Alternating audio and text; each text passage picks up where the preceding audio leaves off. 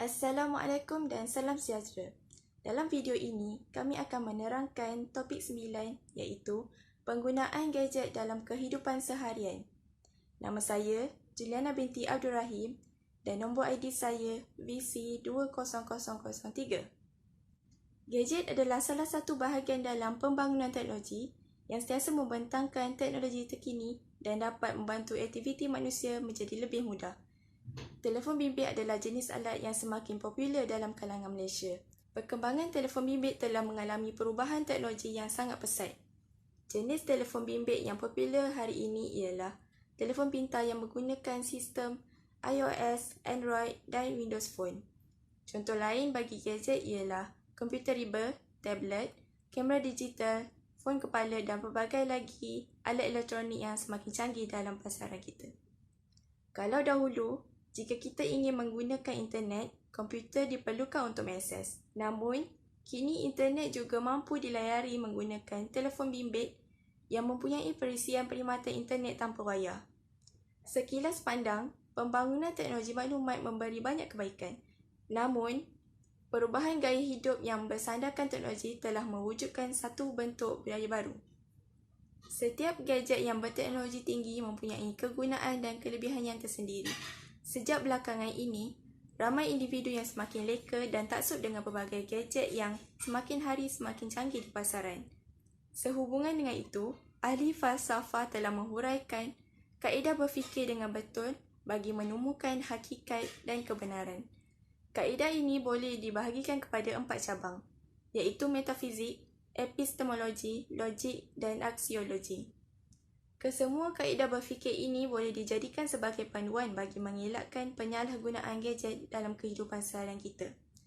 Sewaktu dunia masih dilanda krisis pandemik COVID-19, masyarakat telah gusar kerana pelbagai aktiviti seperti sebelum ini tidak dapat dilaksanakan, terutama sewaktu PKP dilaksanakan. Situasi pandemik ini telah memberi kesan kepada seluruh dunia, termasuklah Malaysia. Walau bagaimanapun, aktiviti rakyat boleh ditingkatkan menerusi penjanaan aktiviti di dalam rumah dengan menggunakan perkakasan mudah alih mereka dan juga kemudahan jalinan rangkaian tanpa wayar. Kenyataan tersebut menunjukkan rakyat Malaysia sentiasa ingin meningkatkan kualiti diri dalam pelbagai aspek. Perkara ini berkait rapat dengan dasar pendidikan yang telah dilaksanakan di Malaysia, iaitu falsafah pendidikan kebangsaan. Perubahan ini membuktikan bahawa gadget dalam kehidupan seharian kita mampu menepati aspirasi falsafah pendidikan kebangsaan. Berikutan dengan revolusi teknologi, ramai rakyat Malaysia telah mengambil peluang untuk berkongsikan gaya hidup mereka di dalam media sosial. Oleh itu, bagi mengekalkan perpaduan negara, setiap rakyat Malaysia perlu mengamalkan rukun negara bagi melahirkan masyarakat yang bersatu padu, muhibah tanpa mengira kaum, serta bersikap saling hormat menghormati. Maka, jangan biarkan tragedi 13 Mei 1969 berulang kembali hanya disebabkan penyalahgunaan gadget dalam kehidupan seharian kita. Nama saya ialah Chow Ju Jia dan nombor matrik ID saya ialah CB20130. Saya merupakan pembentang ketua yang akan menceritakan isu realiti semasa yang pertama. Semasa ini, isu realiti semasa penggunaan gadget dalam kehidupan seharian yang rancang menjadi polemik masyarakat kita sekarang ialah isu ketagihan. Hal ini demikian kerana gadget merupakan medium yang sering digunakan oleh setiap individu untuk melayari internet. Berdasarkan statistik Majlis Teknologi Maklumat Kebangsaan dalam Iklan Khairi 2010, jumlah pengguna internet di Malaysia tahun 2010 mencecah 16.9 juta orang. Isu ketagihan ini dikait rapat dengan golongan remaja kerana menurut Muhammad Aziz Nah 2010, remaja yang mempunyai rakan atau komputer riba bersendirian. Kajian mendapati 26% daripada mereka gemar melepak di rumah rakan untuk melayari internet. Aktiviti berfrekuensi tinggi bagi mereka yang kerap melayari ialah video 91%, rangkaian sosial 89%, dan muat turun berbagai fail 91%. Wabak COVID-19 yang telah melanda secara global sehingga kini menyebabkan para remaja telah menjadikan tabiat melayari permainan video sebagai hobi. Hal ini tercetus apabila mereka perlu mematuhi perintah kawalan pergerakan yang telah ditetapkan oleh pihak kerajaan. Perkara ini dapat dikaitkan dengan bahagian 2 rukun negara iaitu prinsip kedaulatan undang-undang di mana kerajaan dan rakyat yang terikat oleh undang-undang dengan mematuhi segala arahan dan perintah. Secara tidak langsung, hal ini telah mengakibatkan terhadap penggunaan gadget kerana mereka banyak menghabiskan masa dengan bermain permainan video. Selain daripada menjejaskan kesihatan, mereka berkemungkinan untuk mengalami perubahan sikap yang drastik seperti mengabaikan tanggungjawab. Hasil kajian Yong 2011 turut mendapati ketagihan internet di Malaysia sepatutnya dikaji dalam bidang psikologi patologi yang berkaitan dengan kesihatan mental kerana beliau mendapati pengguna internet secara berlebihan turut mengundang gejala kemurungan dan masalah mental yang lain. Berdasarkan elemen jasmani dalam falsafah pendidikan kebangsaan, setiap individu sewajarnya mengelakkan penggunaan gadget dalam kehidupan seharian dengan melakukan aktiviti senaman bersama dengan keluarga dan rakan-rakan bagi meningkatkan kecergasan tubuh badan. Saya Atira Najiha binti Zulkifli, nombor matrik CB20116, merupakan pembentang yang ketiga dan akan menerangkan tentang isu realiti semasa yang kedua. Seterusnya, isu realiti semasa lain yang dapat dikaitkan dengan penggunaan gadget dalam kehidupan seharian ialah isu perkembangan kognitif dan sosial kanak-kanak. Majoriti ibu bapa beranggapan bahawa dengan membekalkan gadget kepada anak-anak dapat mengelakkan mereka daripada meragam. Jika penggunaan gadget ini berlebihan dalam aktiviti seharian, kesihatan anak-anak bakal terjejas terutama sekali dari segi perkembangan otak dan kemahiran bersosial. Menurut Fatih Afira tahun 2017, rangsangan berlebihan daripada penggunaan gadget menyebabkan pengecutan otak kanak-kanak terutamanya yang berumur di bawah 3 tahun. Gadget yang dimaksudkan ini termasuklah penggunaan televisyen dan apa sahaja yang ditonton. Kesannya, kanak-kanak akan mengalami kelemahan bertutur, kurang bergaul dengan rakan sebaya dan sukar menumpukan perhatian kepada sesuatu yang mereka pelajari. Di samping itu, penggunaan gadget secara berlebihan juga mengakibatkan masalah obesiti kerana mereka kurang melakukan aktiviti fizikal yang seterusnya melambatkan proses metabolisme tubuh untuk pembakaran kalori. Seterusnya, kanak-kanak juga mudah terdedah kepada tontonan yang berunsurkan pornografi atau elemen yang tidak baik. Oleh itu, ibu bapa yang berfikiran kritis boleh mencari alternatif dengan menetapkan mod kawalan ibu bapa dan menyekat kandungan yang tidak sesuai untuk tontonan kanak-kanak. Perkara ini dapat dikaitkan dengan elemen intelek dalam falsafah pendidikan kebangsaan di mana ibu bapa mampu berfikir dan menganalisis jalan penyelesaian bagi masalah pendedahan iklan atau video yang tidak sesuai untuk tontonan kanak-kanak. Contoh aplikasi video yang mempunyai fungsi tersebut ialah YouTube Kids. Benjamin Burroughs tahun 2017 menyatakan YouTube Kids dilancarkan akibat daripada kerisauan ibu bapa mengenai anak-anak mereka yang menonton tontonan dewasa terlalu banyak. Alternatif lain bagi mengatasi isu ini juga ialah ibu bapa boleh mempraktikkan disiplin di meja makan iaitu semasa keluarga berkumpul untuk makan bersama-sama, mereka tidak dibenarkan membawa sebarang gadget bagi meluangkan masa tersebut dengan hanya menikmati juadah makanan yang dihidangkan sambil berbual-bual tentang aktiviti yang mereka lalui sepanjang hari. Oleh itu, hubungan keluarga akan bertambah erat dan muhibah. Cadangan ini dapat dikaitkan dengan bahagian 2 rukun negara iaitu prinsip kesopanan dan kesusilaan di mana kesan daripada disiplin di meja makan tadi dapat mendidik dan melatih anak-anak menjadi seorang yang bersopan santun dan menjaga tata susila ke mana sahaja mereka pergi. Kesimpulannya, isu realiti semasa yang dapat dikaitkan dengan penggunaan gadget dalam kehidupan seharian ialah isu perkembangan kognitif dan sosial kanak-kanak. Saya Nur Fatin Nabilah binti Abdul Halim, ID Matrik VC20009. Saya merupakan pembentang yang keempat. Baiklah, saya ingin membentangkan tentang faktor-faktor penggunaan gadget dalam kehidupan seharian. Salah satu faktor penggunaan gadget dalam kehidupan seharian ialah adanya platform media sosial. Hal ini kerana media sosial mampu memberikan maklumat dan berita tanpa sepadan kepada semua lapisan masyarakat. Sebagai contohnya, melalui media sosial, masyarakat akan berkongsi maklumat dan berita terkini tentang pelbagai perkara, misalnya perkara berkenaan negara, politik, serta pertama, antara objektif masyarakat yang mahu dibentuk ialah membina sebuah masyarakat progresif yang akan menggunakan sains dan teknologi moden. Tamsilnya, melalui perkongsian menggunakan media sosial, berita yang disampaikan lebih cepat, tepat dan tanpa sepadan berbanding berita yang disiarkan melalui medium surat khabar. Selain itu, kebaikan berita melalui media sosial ini mampu menghakis sifat masyarakat bagai katak di bawah tempurung dan menjadikan rakyat Malaysia lebih berpengetahuan. Dalam pada itu, berita terkini yang disiarkan di media sosial kebiasaannya akan muncul di notifikasi media sosial seperti Facebook, Twitter dan sebagainya. Maka, masyarakat hanya perlu klik pada notifikasi tersebut untuk membaca berita tersebut dengan selanjutnya. Jelaslah bahawa input dan berita melalui media sosial jauh lebih efektif berbanding surat khabar yang mengambil masa lama bagi proses penulisan, percetakan dan pengedarannya. Setiap maklumat dan berita yang disiarkan di media sosial amatlah penting untuk diketahui oleh semua lapisan masyarakat supaya masyarakat sentiasa berminda kelas pertama dan berpengetahuan. Persis titah Sultan Nazrul Shah, ketika bangsa bagaikan mabuk di lambung ombak globalisasi, amatlah perlu untuk bangsa dipertingkatkan kepada fakta sejarah.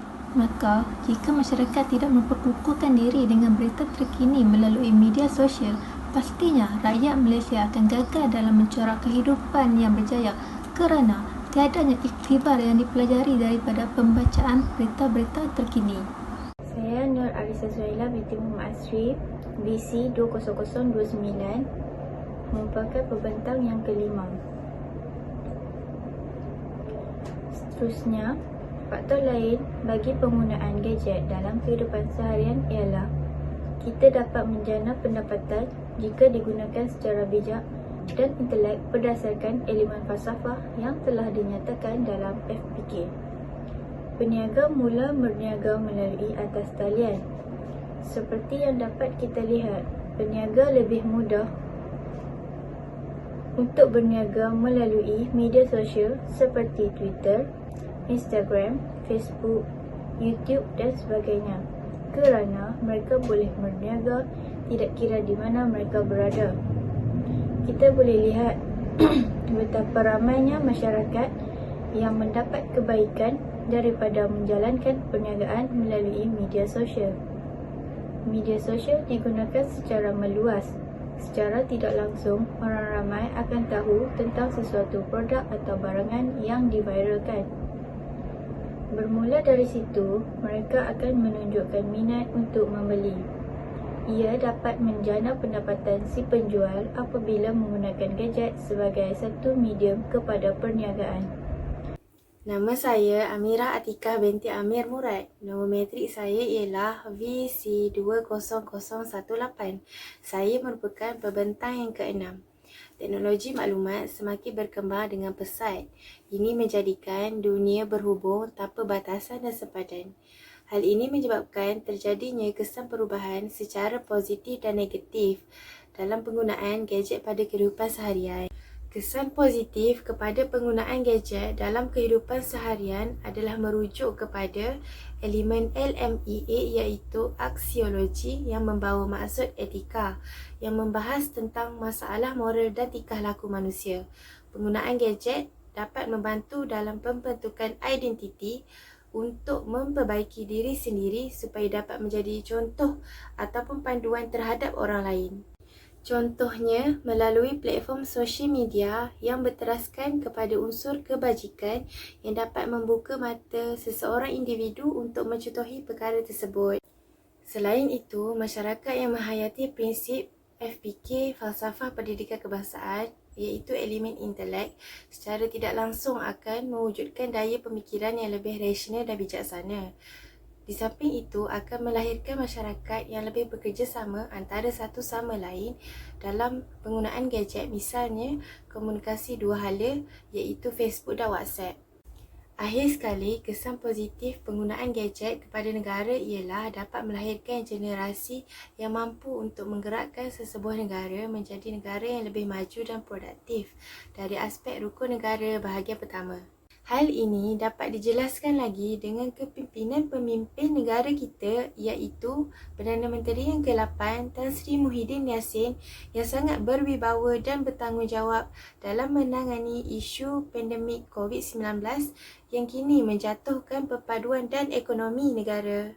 Nama saya Muhammad Akif bin Arwah, ID saya BC20027. Hari ini saya ingin membahaskan isu negatif mengenai penggunaan gadget dalam kehidupan seharian. Walau bagaimanapun, daripada kesan positif yang dapat kita rungkai, tidak dapat dinafikan juga bahawa kesan negatif daripada penyalahgunaan gadget akan berlaku sekiranya tidak dapat digunakan secara efisien dan betul. Kesan ini terbahagi daripada 3 iaitu individu, masyarakat dan juga negara. Bermula daripada individu, penyalahgunaan gadget tanpa batasan masa akan membuatkan individu terlampau leka dan membuang masa secara sia-sia. Gadget membuat individu alpa dan meninggalkan segala tanggungjawab kehidupan seharian dan menyebabkan kesihatan badan dan fikiran terjejas. Contohnya, kekurangan tidur sewaktu malam dapat mengganggu psikologi dan aspek mental emosi yang tidak stabil. Selain itu, dari segi fizikal tubuh badan, individu tidak dapat digunakan secara optimal disebabkan penggunaan gadget yang terlampau berlebihan. Jika dikaitkan dengan prinsip falsafah iaitu falsafah pendidikan negara kebangsaan jasmani, seharusnya prinsip ini perlu diamalkan oleh setiap individu, tetapi jika tidak, negara akan kehilangan tenaga kerja yang proaktif. Seterusnya, kita kaitkan kepada masyarakat. Keburukan penggunaan gadget kepada masyarakat iaitu menimbulkan masalah interaksi sosial dalam kalangan masyarakat. Masyarakat suka melakukan penyesuaian secara interpersonal iaitu bersua muka, kerana masyarakat lebih selesa berinteraksi dalam talian dengan menggunakan gadget masing-masing. Hal ini menimbulkan kerenggangan perhubungan sama ada ahli keluarga maupun masyarakat. Kesan negatif ini boleh dirungkai melalui perspektif LMEA iaitu aksiologi, antaranya masalah kesejahteraan sosial dan perbalahan dalam kalangan masyarakat, ekoran daripada penyalahgunaan yang tidak terkawal. Dan pada hujung kata iaitu kesan yang ketiga, kesan kepada negara. Kesan negatif penggunaan gadget yang ketiga iaitu pada negara. Jikalau kesan ini berlaku, maklumat negara akan terancam sekiranya pemimpin yang ditugaskan tidak amanah dalam menangani rahsia sulit negara mudah disalurkan kepada pihak luar. Hal ini berlaku kerana penggunaan gadget secara meluas iaitu accessibility, maklumat boleh diperoleh daripada pihak yang tidak bertanggungjawab dan anasi luar. Berpandukan prinsip rukun negara bahagian 1 iaitu membina sebuah negara masyarakat progresif yang akan menggunakan sains dan teknologi moden. Sekiranya tidak puas hatian rakyat dan mencetus perbalahan dan protes. Sebagai contoh, maklumat rahsia negara boleh bocor apabila penyalahgunaan gadget ini oleh pengguna yang tidak sopan dan tidak amanah. Secara tuntasnya, teknologi penggunaan gadget dalam kehidupan seharian menjadi asbab dan aspek yang perlu dititik beratkan kepada semua golongan, tak termasuk pada individu, masyarakat maupun negara, kerana ia melambangkan sikap dan perspektif diri sama ada dari segi positif maupun negatif. ID pelajar saya ialah BC226 dan saya ialah Siti Najwa Balkis Muti Nasir yang merupakan pembentang ke-8. Pada hari ini, isi yang akan saya bentangkan ialah kaedah mengatasi masalah penggunaan gadget dalam kehidupan seharian. Dalam konteks ini, ibu bapa berperanan penting bagi mencorakkan anak-anak dengan didikan yang benar, kerana anak-anak mereka lebih cenderung mengikut setiap perbuatan ibu bapa terutamanya di rumah, selari dengan peribahasa melentur buluh biarlah dari rebungnya. Ibu bapa sewajarnya mengambil inisiatif untuk mengehatkan penggunaan gadget seperti telefon bimbit di rumah bagi mengelakkan masalah kesihatan mental berlaku dalam diri anak-anak. Oleh hal yang demikian, ibu bapa digalakkan untuk berfikiran terbuka dalam mendidik anak-anak untuk menghasilkan sikap mereka yang dapat berfikiran rasional, berilmu, berpengetahuan selaras dengan elemen epistemologi. Ibu bapa juga turut digalakkan untuk melakukan aktiviti bersama di luar bersama anak-anak mereka dan melakukan aktiviti yang menarik bagi menarik perhatian anak-anak mereka supaya tidak berhadapan dengan gadget dalam tempoh waktu yang lama dan mengeratkan hubungan kekeluargaan bersama. Hasilnya, anak-anak akan berasa bahawa penggunaan gadget bukanlah sesuatu yang menarik dan kurang penting kerana mereka dapat meluangkan lebih masa bersama keluarga mereka melakukan aktiviti yang menarik. Sebagai contoh, bergelah dan melakukan aktiviti memasak bersama.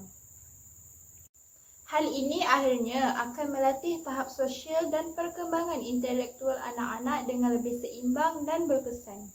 Kaedah lain yang boleh dilakukan untuk mengatasi permasalahan penggunaan gadget dalam kehidupan seharian ialah pihak Kementerian Kesihatan Malaysia sewajarnya memberikan pendedahan awal berbentuk infografik ataupun maklumat menggunakan media-media massa. Platform media sosial atau laman web ini perlulah mengandungi isi-isi penting yang menjelaskan tentang bahaya penggunaan gadget dalam kehidupan seharian sekiranya kita menggunakan ia secara berlebihan, dan juga menjelaskan tentang isi-isi penjagaan mata untuk mengatasi masalah rabun jauh akibat penggunaan gadget yang digunakan secara berlebihan.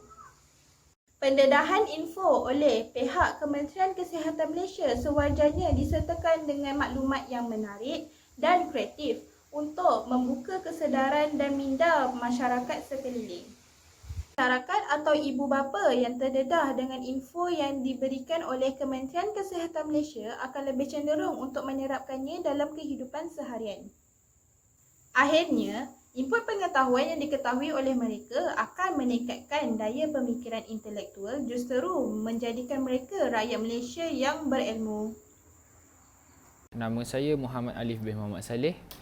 Nombor ID metrik adalah VC20004 dan hari ini saya akan menerangkan tentang kaedah penambahbaikan yang berkesan bagi menangani masalah penggunaan gadget secara berlebihan. Antara kaedah penambahbaikan yang berkesan bagi menangani masalah penggunaan gadget secara berlebihan ialah dengan menggunakan perpustakaan sebagai tempat rujukan dan mencari sumber-sumber yang sahih daripada buku ilmiah, jurnal dan sebagainya. Sumber-sumber seperti ini semakin lama semakin lapuk di telan zaman disebabkan oleh perkembangan teknologi maklumat dan pencapaian internet yang sangat pesat. Merujuk kepada kajian yang telah dijalankan oleh Kesatuan Telekomunikasi Antarabangsa pada tahun 2013 menunjukkan bahawa Malaysia mencatatkan jumlah warga digital keempat tertinggi di dunia dan hampir 75% daripada belia di Malaysia merupakan warga digital. Oleh itu, menggalakkan penggunaan perpustakaan merupakan antara cara yang sangat baik bagi memastikan kurangnya penagihan gadget berlaku di samping perpustakaan tidak lagi dianggap lapuk dan tidak relevan digunakan pada era globalisasi kini.